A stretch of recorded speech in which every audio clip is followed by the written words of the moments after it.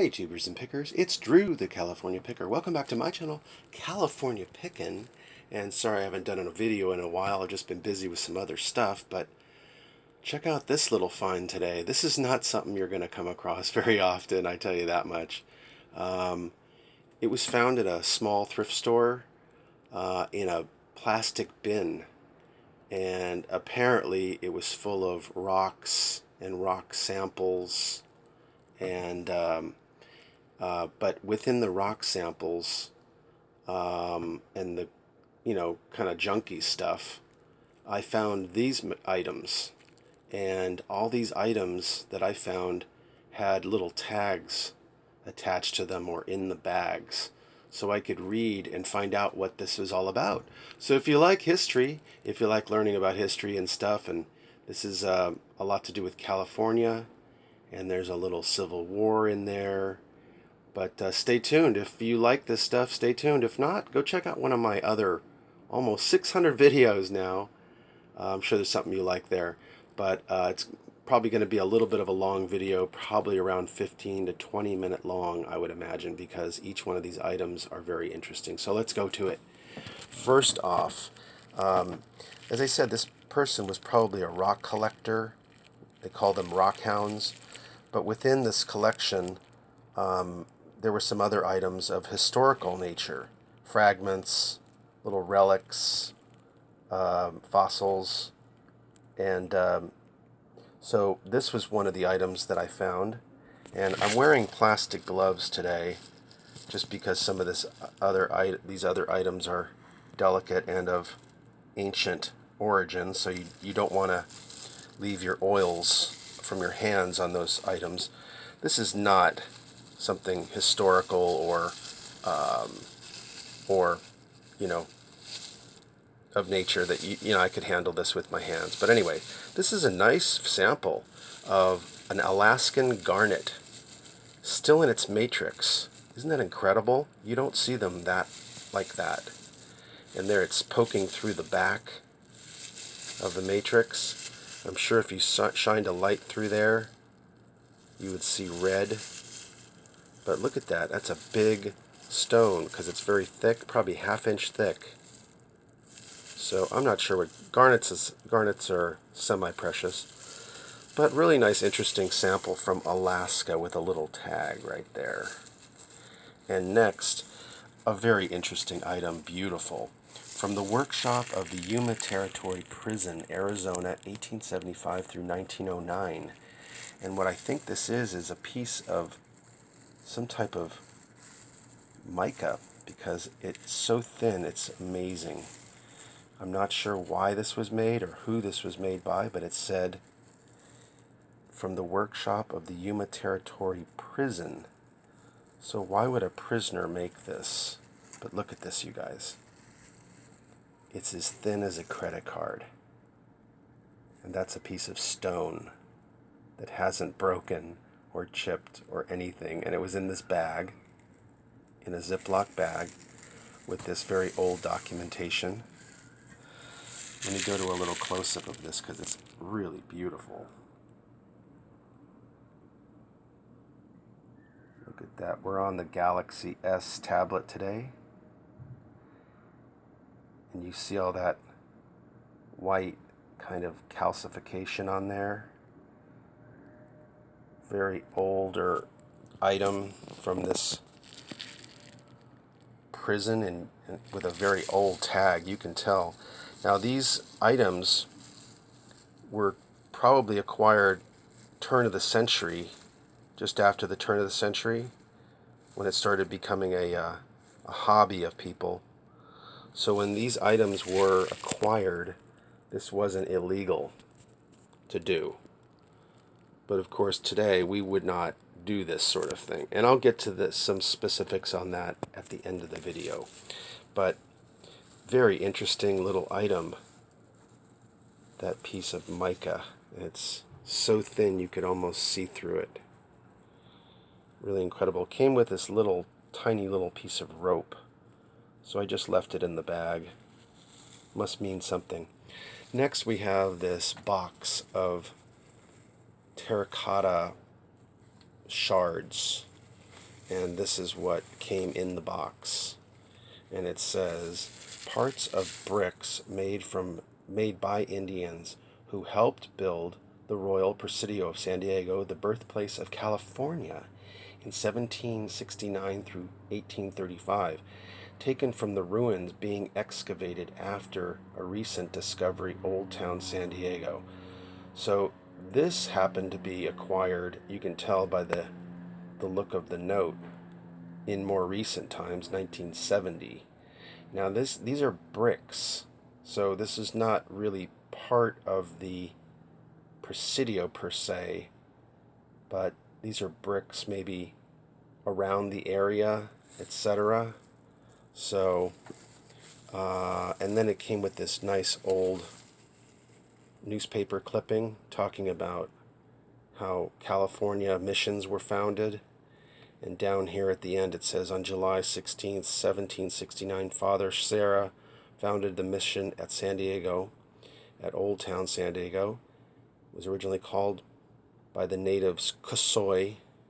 This was the first of 21 missions established in Alta California. So we have a box of historical material here, guys. Let me see if I can pop this open.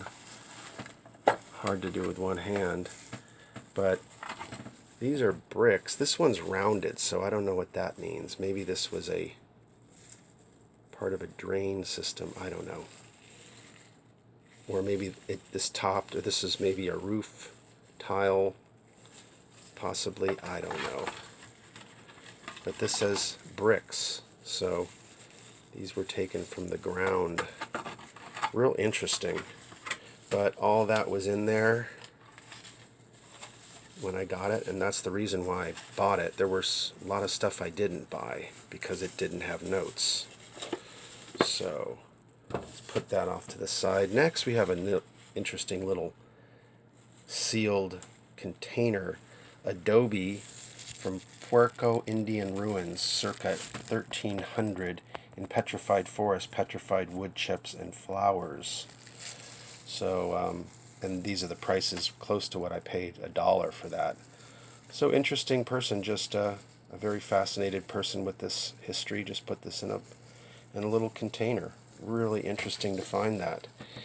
And next we'll go over here, a real interesting item indeed. This is absolutely prehistoric, because this is a fossilized mammoth, woolly mammoth bone from the world famous La Brea tar pits. And you can see the porous nature of the bone right there. Petrified woolly mammoth bone. And why I know that, because I wouldn't know that myself, it says it right there. Mammoth fossil from La Brea. Now, in this box, and I didn't buy this item, I probably should have, but in this box I found a big hunk of tar from the La Brea tar pits, but it didn't have any bones in it. So I didn't buy it. I probably should have, but that's how I know that it's from the La Brea tar pits. And of course, they built a whole museum around these tar pits, but in the old days you could just walk right up to them. And tar still bubbles up from the ground still today. Next, I believe that these are some type of, well, they're terracotta shards, but could be Mesoamerican pre-columbian shards. So very interesting piece of terracotta. Now, I'm not sure what this is. I thought it had a post right here. Maybe it was a candle holder, but there's no remnants of any wax. So let's see if we can get a close-up shot of that. But you can tell that's ancient.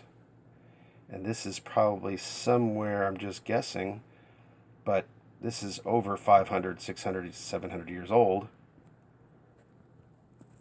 This is probably around, just guessing, the Mayans were late period 900 AD. Not sure if this is indigenous American Indians or California Indians or Mayans, but don't know. But nice shards. This was an interesting one. This is a colander, probably one of the earliest colanders that you'll ever see. And it's pierced with these holes. So somebody would have put something in there and drained, washed something out and drained out. And it would have to be larger.